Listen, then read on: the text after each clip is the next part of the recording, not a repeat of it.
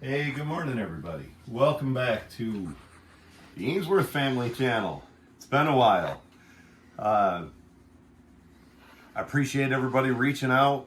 Had a lot of people reach out to Nick and me, rather,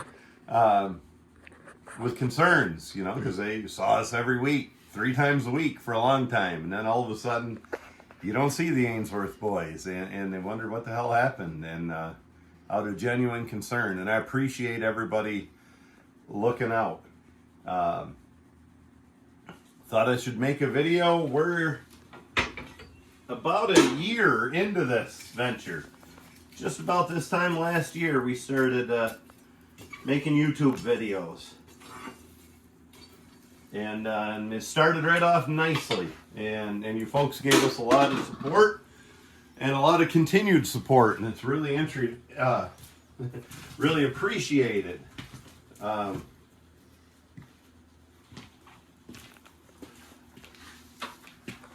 So there toward fall, I guess you haven't saw much of us. We actually filmed a few videos.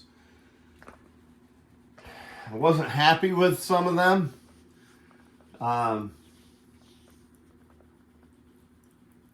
Maybe I got a little too negative anyway, and I don't want to be a negative person all the time, so we didn't release them anyway. I guess if you wonder what's going on, had a lot of changes in life.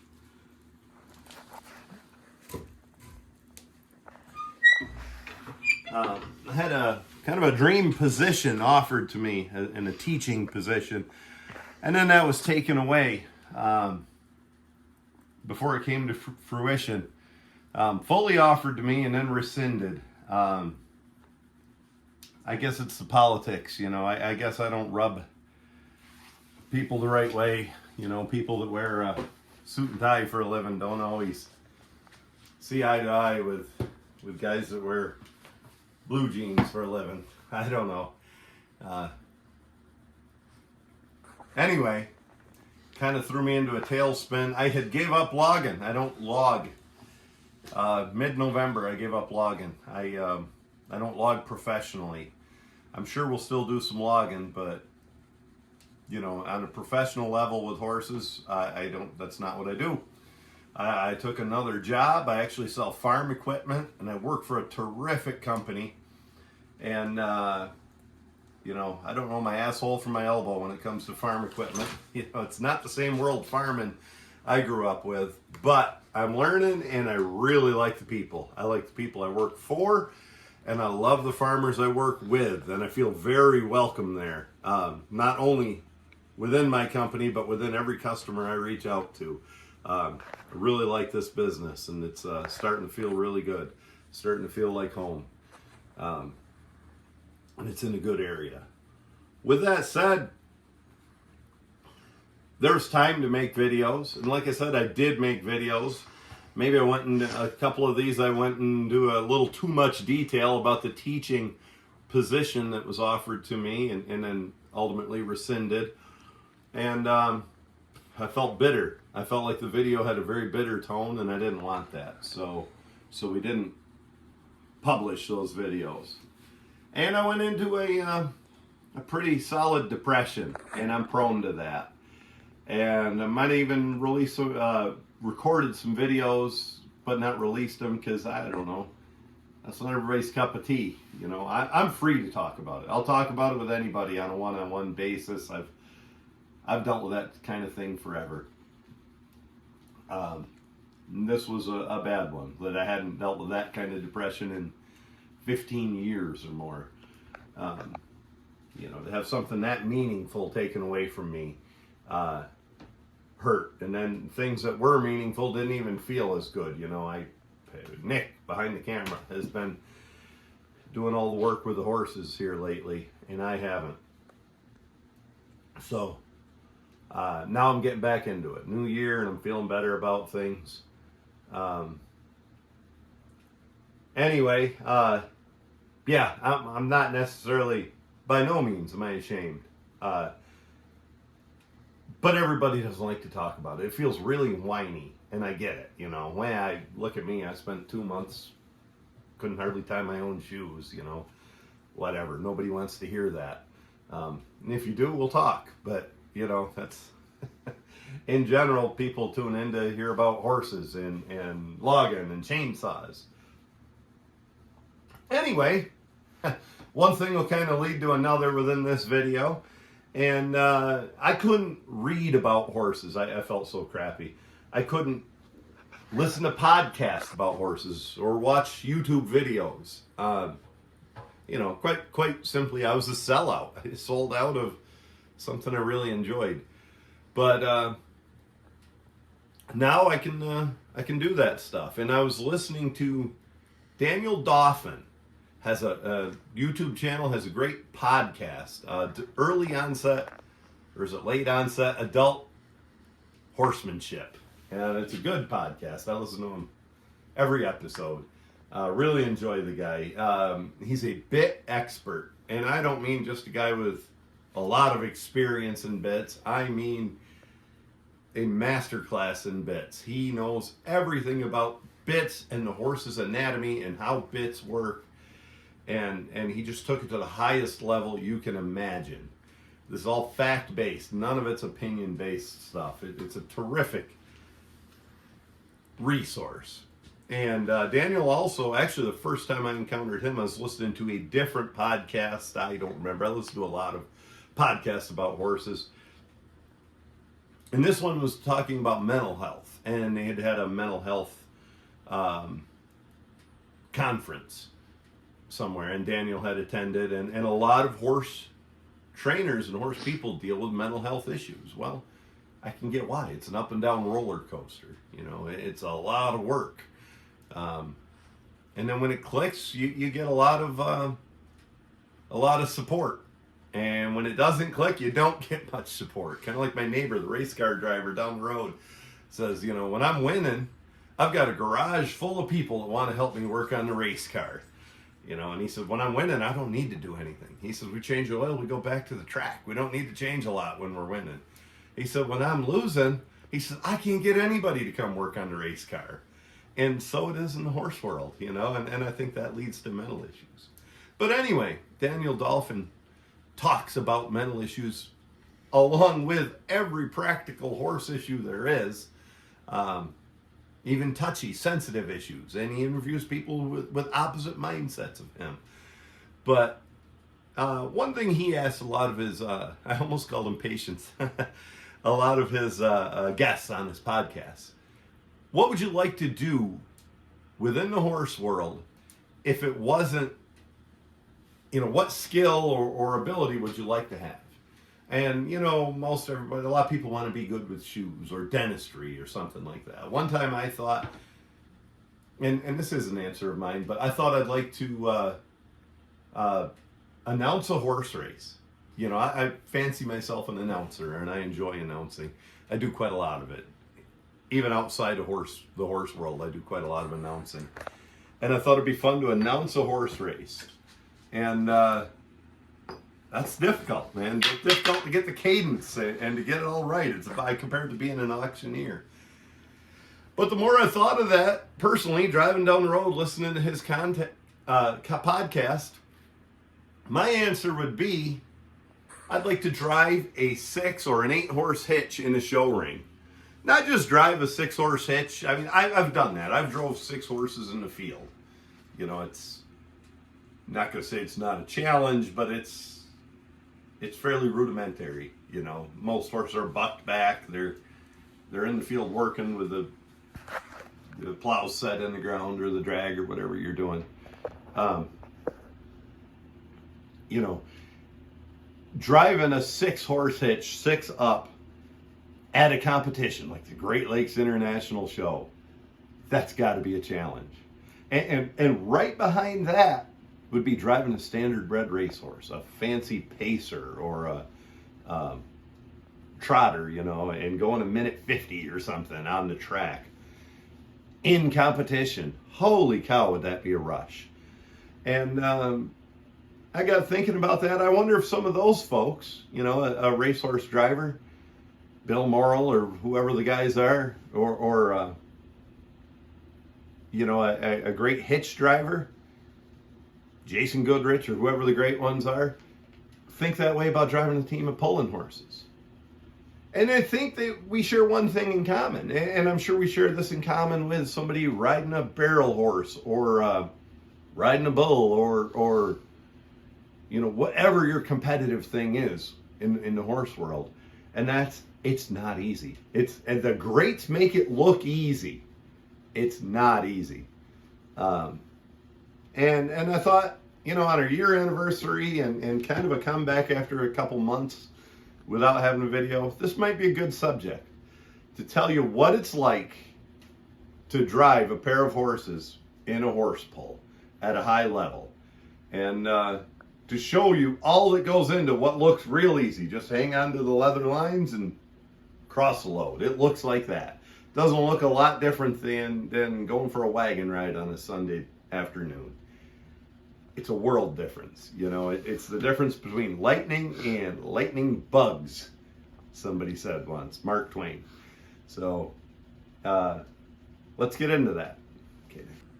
So I thought I'd take this video that direction. I'd explain what it is to make one good hitch with a team of pulling horses at a high level. We just closed out on the Pennsylvania Farm Show last week. Pennsylvania residents. Casey Harriman won the lightweights. Bowman with Corey Wagner was second. Chris Laufman third in the lightweights. Good heavyweight class. As you could expect, Pistol and Jerry Brown brothers won it. And with a hell of a performance, Brian Allen, who's tied in with the Voorheeses up here in New York, with horse we trained, right, Nick? Actually, we trained the winner of the lightweights too quite a lot. They're Rusty, they call him, the roan horse. In fact, you may have seen him in some of our videos. I know you did.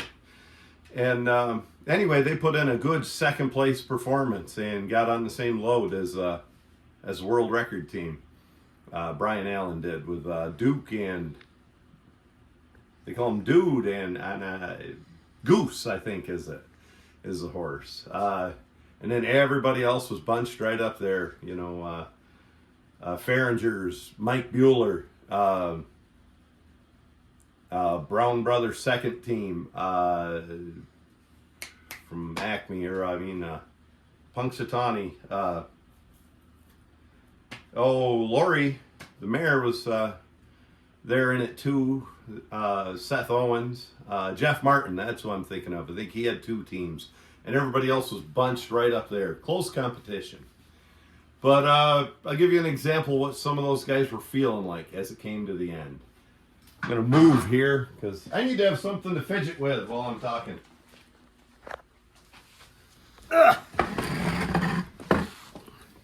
So if you're driving a pulling team at a high level in a contest, it's not easy. It looks easy. The first thing is you got to make some decisions. You've got to watch that track throughout the day. You need to learn where the good spots are, the bad spots are, what the other teams are doing on it.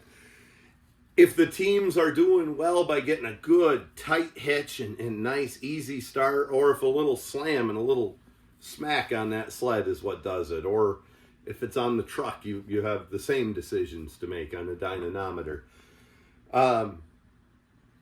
So before it ever becomes your turn, you've got to think of those things. And then it's your turn.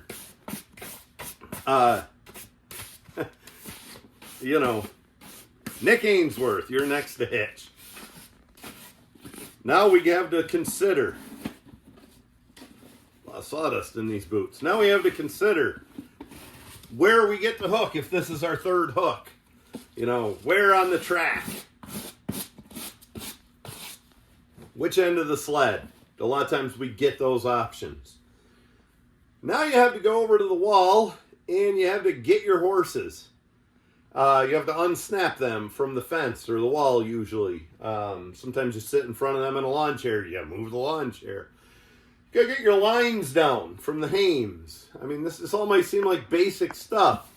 And it better be basic and almost instinctive, or you could make mistakes. And this stuff that I'm talking about is every bit as important as what you do once the hook hits and you're on that sled. How many guys have ever tried to get the lines off the top of the hames, if that's where they keep them, not quite got them all the way off, and the horses start to walk off, and you've got a line hanging up there, and you don't have any control. How many of us, it happens to me 3 times throughout the pulling season, try to drive, maybe more than that, would you say, Nick? We try to drive away, and our horses are still tied to the wall. Or at least one of them still tied to the wall. And you're like, what the hell's wrong with this horse? He won't G when I tell him. Well, he's tied on a rope. He can't go anywhere. Now, as you drive this team away, you have to pick up these eveners that are dragging on the ground behind them with one hand and turn your team with the other hand, or maybe a helper will come along and help you move the eveners. If you don't, your team will turn and you'll get over the traces. Your team will step over the tugs. Zoom right in on old Dick Wolf here, Nick. There's one of Dick Wolf's old horses hooked to a stone boat. You see these tugs running down from the collar to hook to whatever you're hooking to the evener, single tree in that case. If you turn too quick or there's too much slack there, you'll step over one of those straps. And that causes a whole new issue. So you got to, until your team's walking straight away, you got to pull those eveners with one hand, drive with the other, drop those eveners and walk away. Now you're walking away. You're walking toward the sled. Seems basic. Any horseman worth a tinker's damn at this point, the first thing you look, you make sure all 8 shoes are on. You notice that nothing is loose. You also, your ears play a part in this. You hear the click or clank of a loose shoe. You pay attention to that as you're driving in. At a quick glance, you make sure your horses are still sound. You watch their hips and their heads as they walk. You make sure, and every horseman at a high level does this, and they don't even realize they do because it's so such a part of what we do. But you make sure that they're not lame, that they're stepping good with all their feet, and that they're physically ready to hook to this sled. And this is when you make sure. Now you start walking your team toward the sled. Quite often, there's a step in between. If you're an athlete, or you're watching athletes on TV, when you come in off the bench into a basketball game, guys don't just cold go off the bench and into the game. A runner doesn't just all of a sudden step up to the line and run in a track event or a race. A football player doesn't just, defense out, go out there and play. You get warmed up, you do a few jumping jacks, you jog a little, you get your heart rate up, you get a, rule of thumb my dad always told me in sports, you get a sweat going. That's a good rule of thumb. That's something, you get your team sweated up a little, get their heart rate up, because they're going to go do something physical. So a lot of times that entails walking your team for a few minutes around near the sled. You got to pay attention when you're doing this. You got to walk your team. You don't want your heels of your horses hitting on the eveners, hitting on that sled as they're walking. You don't want clank, clank. You'll loosen your shoes and take them off.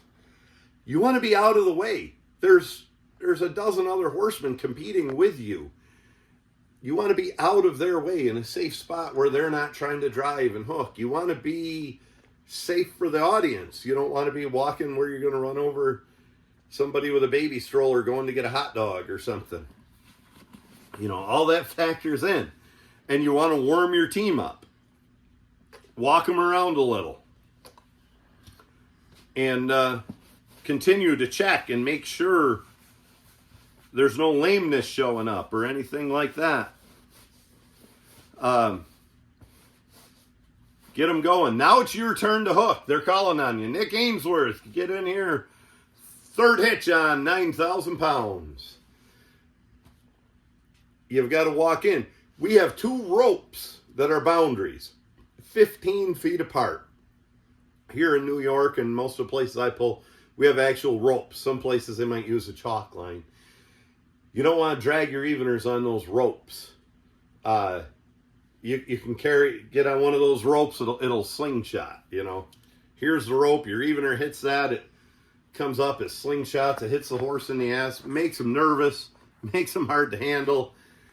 Excessive nerves for the horses. So you got to be aware of that. You go around the end of the rope, or you have your helpers carry the rope over, the eveners over the rope, or something like that. You're driving into the sled, and at this point, your team's driving easy. They're nice. They're just walking off. Not a lot different than plowing with a team. And then old Dick down here plowing. They're just walking off. They're walking in there. They're not on the lines too bad.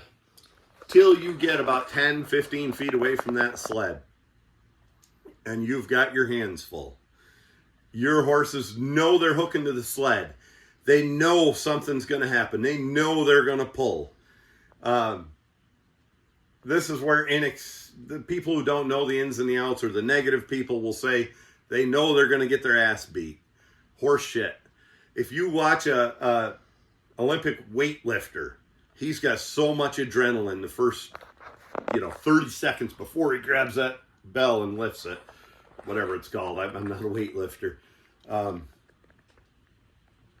It's adrenaline, and you need to get that going, and the horses have that adrenaline, and your hands are full, and you got to swing in front of that sled, and you're thinking ahead. When my horse's front feet get even with that sled and my horse's handle, I'm saying, whoa. And about the time their back feet and eveners are just past the sled, they're stopped, because you're thinking ahead. Even driving a horse just on a walk, that's how it is. They're not a machine. You don't pull the air brakes on and they stop. So now your team's in front of the sled, and you've stopped them, and your hands are full. You're on the lines. It takes some strength. It takes timing more than anything. It takes a feel for the horses. And what it really takes is months of preparation leading up to this, so you know your horse's tendencies. But you're in front of the sled. They're stopped. You're going to back up. Now, they're ramming. They're excited. They have adrenaline. You need to back up slowly. You do not want to back up fast and have a lot of crash in there and have a lot of slack. For one, just like we said, your horse could step over the traces. For another thing, what happens if you hook with too much slack and they back up too fast and you have too much slack in there, it's a lot of concussion. Picture pulling one truck out of the ditch with another truck, or tow starting a tractor or something. Anybody that's not an absolute cowboy when they're doing this stuff, the guy in the back will say to the guy in front, all right, tighten up that chain, and you ease that ahead. How many times have you and I been through this, Nick? A lot. And the chain's tight, okay, go ahead, and you don't start pulling until the chain's tight. Well, think of what happens if you start pulling before that chain is tight. The first thing that happens is you can pull a bumper off. You can pull your hitch off. Or you have so darn much stress on your drivetrain that you have issues. Any of that can happen. The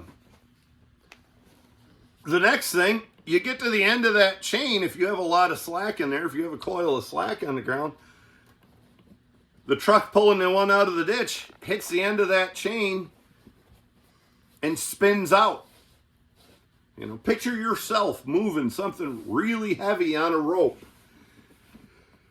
It's your max capacity that you can pull, and you're pulling it with a rope. I don't know, a giant safe, let's say, and you're pulling it with a rope.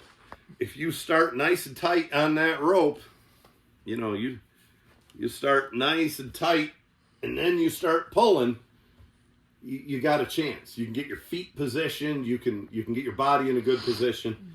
If you are pulling and you start with slack, you hit the end of the rope and all of a sudden you bounce back a little. You lose your confidence. You might have to do it all over again. And there is no doing it all over again when you're pulling horses. That's your one chance. So that's why we like to start them tight. Now, with that said, now the dynamometer is a little different beast. It presents its own challenges in a lot of other ways. You do want a little slack in there because it's not a dead set. You're not pulling a bank safe with a rope.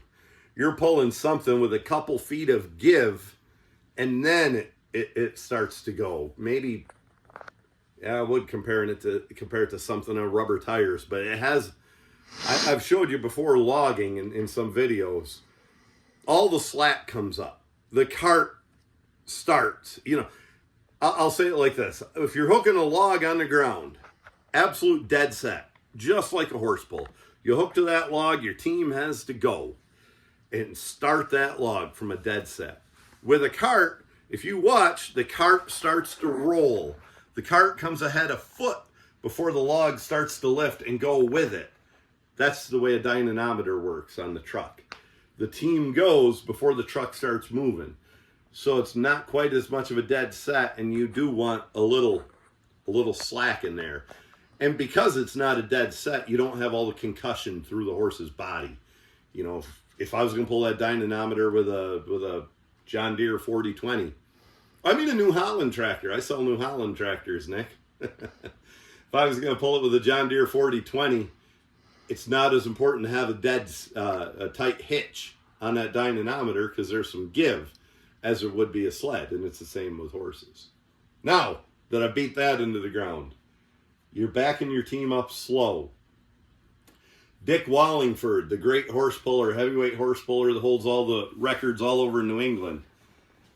Dick Wallingford said, it's like threading a needle while stopping a freight train. And that is a damn good way to compare hooking a team of horses. Threading a needle while stopping a freight train. Pretty good description. Boy, these old boots are dry, son. Mm-hmm. You're getting your team backed up slow, evenly. Now, in the process of backing up, and you don't want to back up more than you have to. 2-3 feet is ideal. If you got to back up 10 feet, you almost might better go around and take another go at it. In the process of backing them up, and that's another decision you have to make in your own mind. They have to back up even. If one horse is backing up faster than the other, you kind of want to walk over here on the slower horse's side or sit on that side of the sled. And I'm talking about a sled that you sit on. Now, a Buckeye-style sled you walk beside presents its own challenges. But anyway, you're getting them back. And the horse's cue to go is when that evener drops. When they hear clang, when that evener drops. That's what Dick Wallingford's talking about. Generally, we have a ring on the evener and a hook on the sled. And bang, when that drops, that's their cue to go and pull hard. Sometimes it's the other way around. Sometimes you have a hook on the evener and a ring on the sled. Same effect. You have to make sure that you have them back far enough to get that ring hooked onto the sled without too much slack, and that your hookers, your guys on the ground, Nick and Tate Jenkins, thank you guys, Milton, for all the guys that always help. You got to make sure they don't clang and make that noise prematurely, and a lot of times that's the teamster's fault, not the hooker's fault. But if they clang those eveners on the front of the hook and it's not hooked, the horses hear that, they think they're hooked, and they're pulling with enough force to move 9,000 pounds, but they're not hooked to anything. All this needs to happen in just a matter of seconds, and you have to calculate all this. Again, this seems simple. It's not. Also, something that you have to think about. You have to be somewhat coordinated with your feet. You have to move your feet. You're walking in front of the sled. You're stepping up onto the sled. You have to sit your ass down on the seat as you're pulling your team back. We don't even have the horses hooked yet, and look how long we're into this video, but you got to move your feet. You can't trip over your feet. You know, my dad used to have a habit. I don't know if I have any pulling pictures around here. My dad used to have a habit of putting his big size 15 foot, you know, over the hook. And everything's right. The horses are there. He's doing a great job driving as he did. The hookers can't get it hooked because Earl's giant hoof is over the hook. You know, so you have to think about things like that. You have to put your feet in a safe position. You know, all of that you have to do. You have to make those decisions quickly and coordinatedly. You have to walk from the ground, you know, from walking forward, driving a team with all your strength, to backing them up, trying to concentrate on doing it slowly while you're walking backwards and stepping onto this sled. Ideally, you want to do it quietly. I'm kind of a quiet walker. I'm a pretty good hunter, you know. I don't make a lot of noise when I walk. When I step onto the sled, or especially the dynamometer, clank, my foot hits hard, and it makes a noise, and now the horses think they're hooked or just they're off their game. So that's another thing you got to add in there. Now, all that goes right, and your horses are hooked. They're on. You manage to get a tight hook. You manage to get them together. Sounds easy, doesn't it? Just hang on to the lines and go 27-6. It's not easy. The first thing that happens, you're back here. In fact, you might be leaning back like a jockey, a little past 90 degrees to get enough slack to get everything in there. No matter how tight you have that hitch hooked in front of you, there's slack comes out of there. Slack in the harness, slack in the lines. They stretch their necks out. You have to either slide 6-8 inches, a foot of line through your fingers so you're not pulling too tightly on those horses' mouth, or you do what a lot of us do, a combination of that. A lot of us tend to lean forward, which probably isn't ideal, but we all do it. We lean forward, and that's the reason we lean forward, because we don't want to pull too tightly on their heads. If you're too tight on their bits, they're not going to pull. They're going to think you're trying to get them to slow down or stop. I mean, if your team is trotting and you want to slow them down to walk, you pull them in. If your team's walking and you slow them down to a stop, you pull them in. Well, your team's pulling. You don't want to pull them in. You want to let them go. But you need to maintain contact. You don't want a loose line and throw your lines at the horses. There are a handful of guys that do that, and some of them beat my ass every horse pull, every time out. I'm going to tell you, your best teamsters drive with a tight line with just a little tension, fingertip style tension as they're driving that team down the track. It gives you a couple things. If a horse stumbles, maybe I'm going to insert a video in here of a Rushford horse pull last year with Jim and Elvis. Thank you, Kim Sherlock, for this video. If a horse stumbles, as Ugly Jim does out here near the end of this hitch, and you're driving with a tight line, you give them a chance. Somehow that gives them the balance to be able to get back on their feet and recover and still keep pulling. If you're loose lining and a horse stumbles, that horse is likely to go on down and not How about that? That was Ugly one Jim. advantage of a tight line. You just plain need to drive. You need to convey confidence from you to the horses. You can't do that on a loose line. There's no confidence. You know, Nick, hold this with one hand.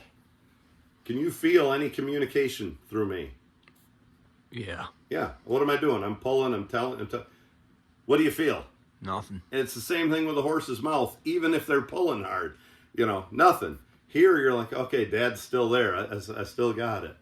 It's the same kind of thing with horses, and that's why you drive with a gentle pressure during a pull. Not so much you're slowing them down, but enough that they know you're back there and you're in control. Again, we have 15-foot boundaries. You don't want to drive them outside of the boundaries. Sometimes you want to drive near a boundary. Maybe it looks like it pulls easier if you start on the left and drive to the right. You got to have contact with those lines and bits in order to do that. All that factors in. That's why you drive with contact, but not pull their mouth off. It's a fine line. And it's a much finer line than just driving a team on a wagon or a cart or anything else. I mean, it's important to have the right contact then. It's extremely important to have the right contact when you're at a pulling on a heavy load.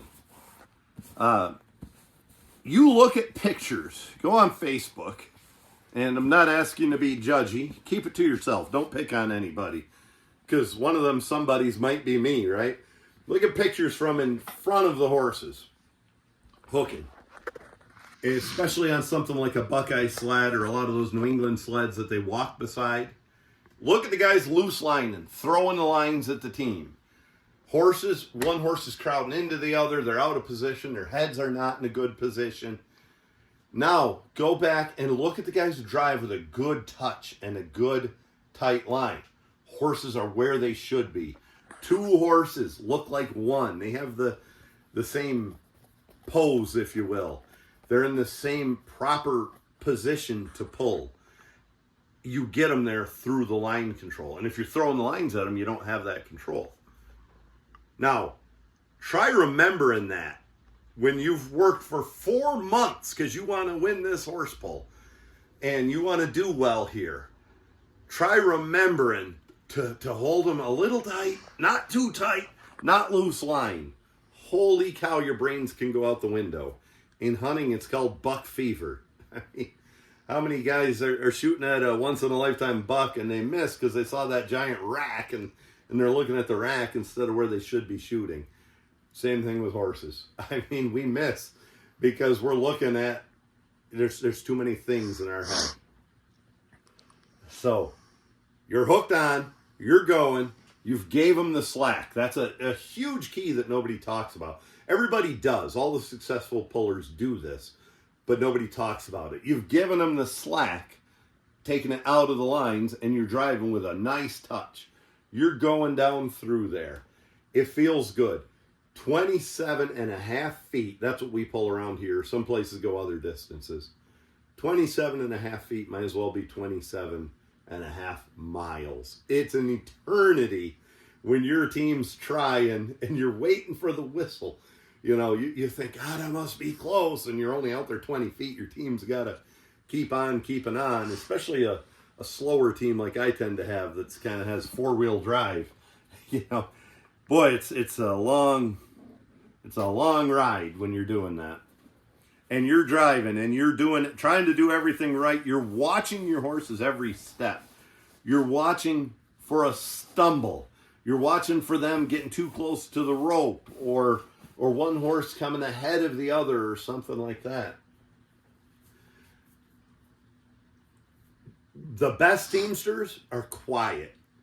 You know, I always say, why would a good teamster keep, from the time you're hooked until they cross the load, why would you, here, get up, Bob. Why the hell would you do that if Bob's already getting up?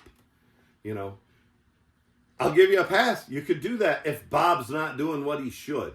Now you say it. But if Nick, when you were a kid, and I say, Nick, clean your room. You're in your room, cleaning your room, doing what you're supposed to. Am I going to walk in there and, Nick, clean your room. Clean. I told you to clean your room. Well, you're already doing it. You're going to get so damn sick of it. It's going to be like working in a bell factory where you don't hear the bells anymore. And that's what these horses get like when you yell, here, get up, Bob, go, whatever you say. You know, good teamsters are quiet throughout the pull. A lot of times, we'll say something when one horse starts to come off, when one horse is a little slower, or thinks he's at his max and you know damn well he's not, you know. My horses, both of them will stop. I might as well say, whoa. If I say, Elvis, step up, I might as well have said, whoa, and haul them off. But a lot of teams, you could say, you know, you're out there 20 feet and one horse is slowing down a little and you can remind them, Bob, get up. And they will. And you'll go the other 7 feet and cross the load. Don't wear that out, you know. A lot more often people, what we call, talk them out of crossing a load by yelling and bellowing and saying something that and making the horses stop. That happens a lot more often than the opposite, when somebody says something and that inspires the horse to keep going. I'll guarantee that's a fact. So you're pulling. You're going out there. You're trying to remind yourself to be quiet. You're trying to remind yourself to keep pressure on the lines, but not too much pressure on the lines. You're wondering if you're 27.6 or 5 feet 6 inches. Now you have to make another decision that any puller worth a tinker's dam makes. We like it to be our idea, because of the horse's confidence. We like it to be our idea to for us to say whoa to the horses, not the horse to quit on his own. We didn't give him that command to stop. So you're driving him, you're out there 20 feet, 15 feet, whatever it is, and maybe I'll insert some videos of this where you can see it. And you think that horse is going to stop. You think he's going to not do what he should. And now you say, you got to stop them. That's a damn fine line. Because I've stopped more teams that were on our way to winning a pull and crossing the load. And I said, whoa, because I don't want them to quit on their own and learn that they can quit without me telling them. It's such a fine line to read. And you have to read that line. And if you think they're going to quit, whoa, and you want to say whoa and stop them before they stopped. I mean, if your team's already stopped and, slacked off, it's way too late to say whoa. They know it was their idea to stop without you telling them. 3 years ago, I was out to Michigan Great Lakes show, and I upset a lot of people. We were on the dynamometer, and if you get stopped, if you lose the momentum on that dynamometer, the weights work their way to the top of the dynamometer. If they come back down and your team isn't pulling anymore and stopped, you've got no chance. On the sled, if your team kind of slows down, you got a little chance. If you got a scrappy team with four-wheel drive, you got a chance of keeping that trucking and crossing it. This guy was clearly in third place. The world record team had already crossed the load. Jordan Hansen was solidly in second place, and they stopped. They were out there 15 feet, and 12 feet, something like that. And they stopped. And the horses aren't moving. For some reason, the judge hadn't blown the whistle. The weight slam, hit the bottom. The horse aren't going anywhere. And the teamsters, here, Bob, here, Joe, here, Bob, and just keeping it up. And finally, the whistle blows, and not before I said out loud for the whole damn stadium to hear, I said, what the hell do you think he's going to do? Pick it up and go another 15 feet? Jesus Christ. I said that. I didn't even realize I said it with my mouth. And everybody in there looked at me, and half the people laughed and half thought, what a judgy asshole Brant is. And they're not wrong. But you have to make that decision. You got to know when to say whoa. You got to know when to hold them and when to fold them. So maybe you don't have to say whoa. Maybe you went out there and you kept trucking it, and they're doing everything right. You're doing everything right. You're driving with fingertip pressure. You're keeping them right on the right spot on the track where you've chosen that sled to go. The whistle blows. You cross the load. You got to unhook your team. And I'm telling you, as stupid as this sounds, this might sound like the easiest thing there is. I had more trouble getting unhooked last year than I ever did getting hooked at horse pulls. Just the way things were going. And of course, some of it, Nick behind the camera here, and our buddy Tate Jenkins, at some of these pulls, we'd get a dozen or 14 teams. And those two guys hooked every team all day long, and they were damn dog tired from just carrying them eveners and hooking teams, every team, all day. And also you get a mix of guys.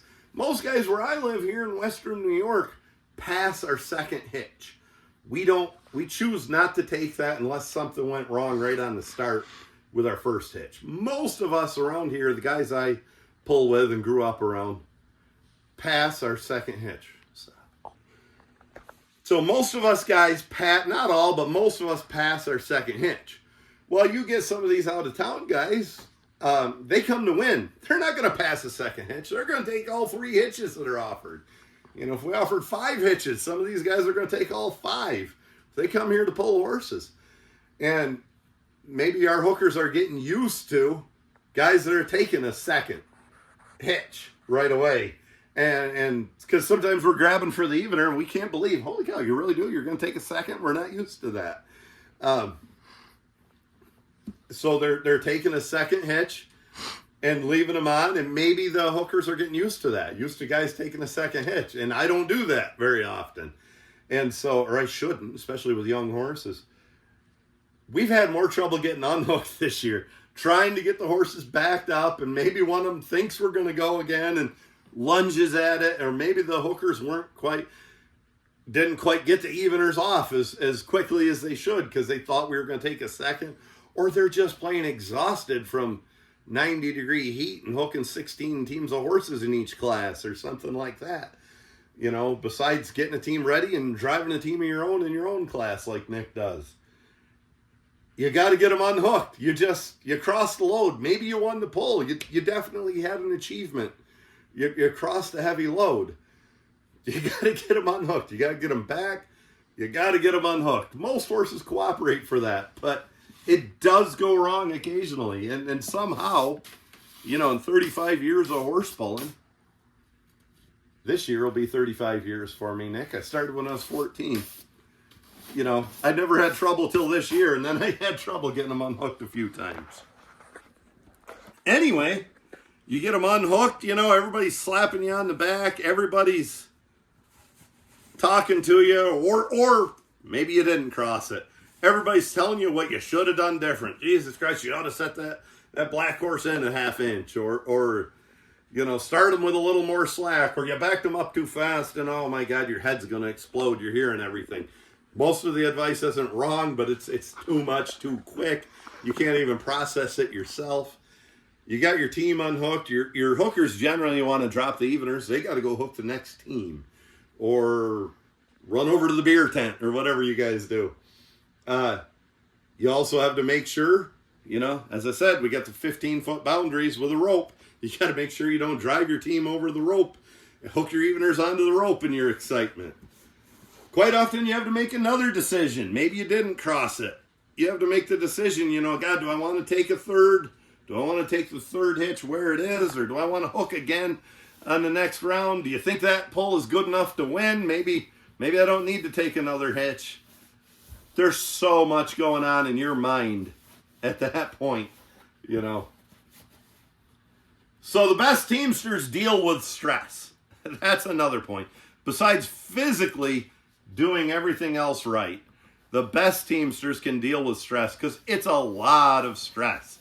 A lot of physical things to do. Moving your feet, pulling on the horses, driving with a good fingertip touch. You know, pulling with all your strength 1 minute and beautiful fingertip touch the next minute. You know, letting the slack out by either leaning ahead or sliding the lines through your hand. All that. A lot of fingertip touch and a lot of physical things to remember, as well as all the mental things to remember. Do I have them even? Do I have the eveners set right? Should I sit on the left side of the sled? Or if you're walking, should I walk on the right side of the sled or the left or whatever? You know, just so much to remember. And the best teamsters in the world are able to quell their nerves. You know, personally, you watch my pulls. I'm a clown anyway. You know, me and Pipsqueak are clowns. I joke. I joke with the hookers. I joke with the judges. I might fix somebody in the audience sitting in the bleachers right before I hook on. Hey, Joe, I haven't seen you all summer. You know, looks like you made it through the winter good, or, you know, something like that.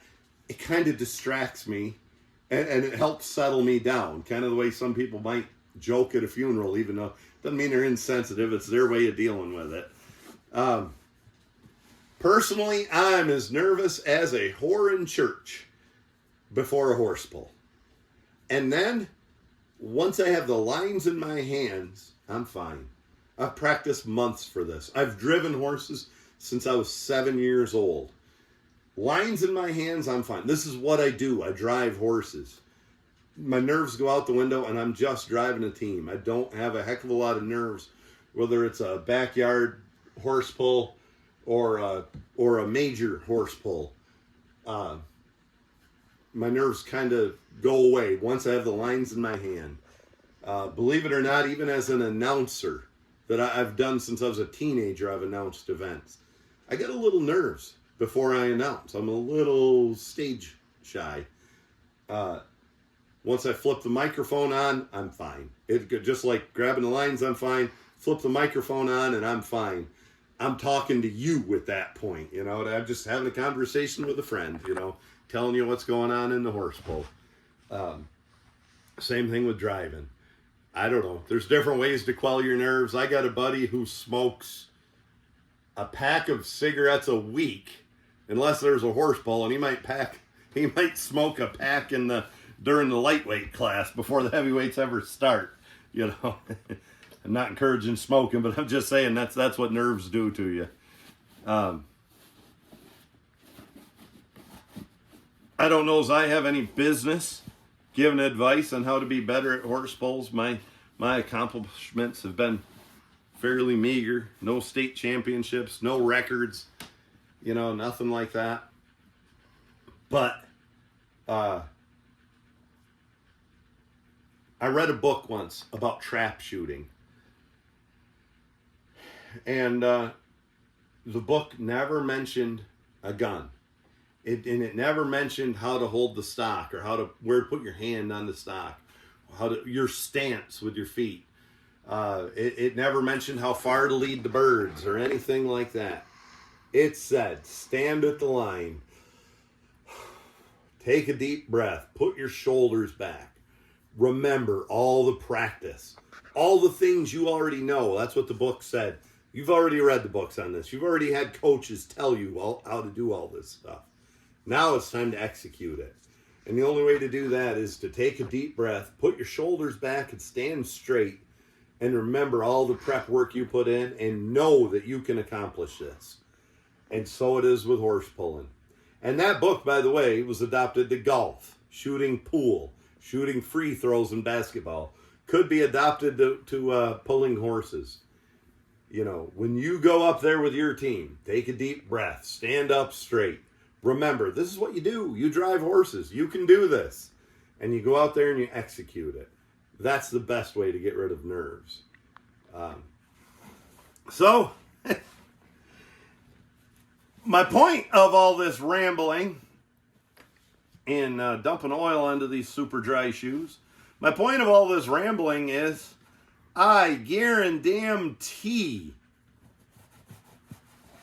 that a driver of a 6-horse hitch out to the Great Lakes Show in Michigan goes through the same issues. You know, it's a controlled runaway, right? You want them to trot fast but not break. You want all 6 horses going at the same time. Most of those guys have gorgeous wives sitting on the seat beside them. Their wife is helping. They're saying, you know, we're going to reverse on the ringmaster on this end of the track, or you know, 2 teams ahead of us, the express percherons are stumbling a little. We're going to have to go around, or whatever happens, you know. And then the lady has to get off and kind of hold their heads, make sure everybody's standing well.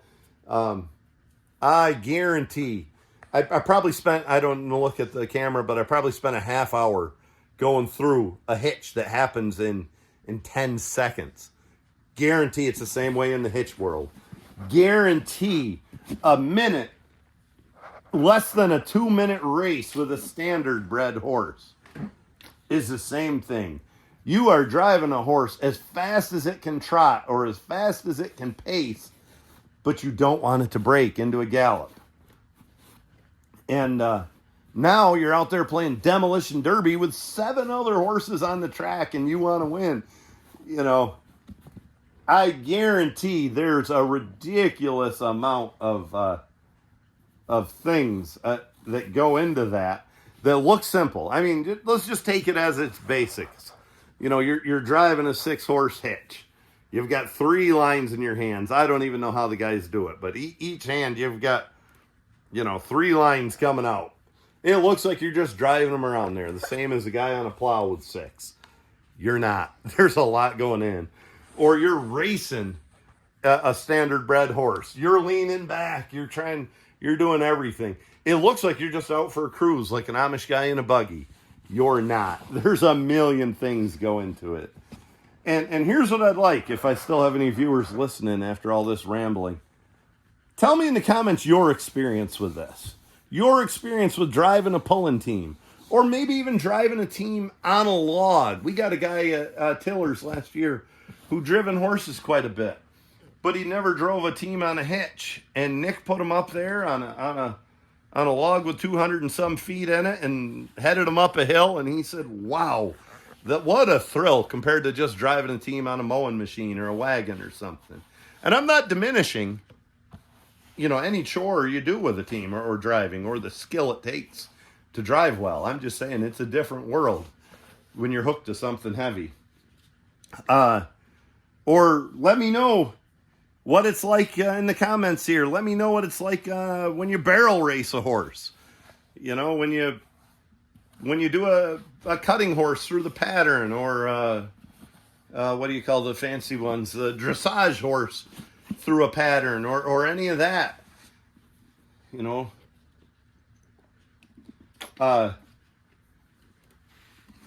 don't have experience in those. I guarantee it's similar.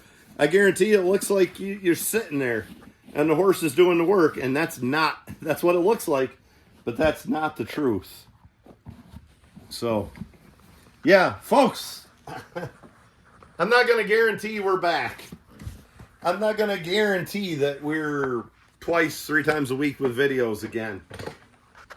But I'm going to give it some effort, and I will guarantee that as winter turns into spring, we got some projects, we got some teams we want to get going. You're going to see a lot more of us. And I think probably now we're going to try to, but, I'm pretty busy with a new career here and heading in this direction. But I want to thank you all for being loyal to me and your genuine concern about me. I had a lot of people reach out, and I appreciate it. And I want to thank you for a great year. We hit almost 5,000 subscribers.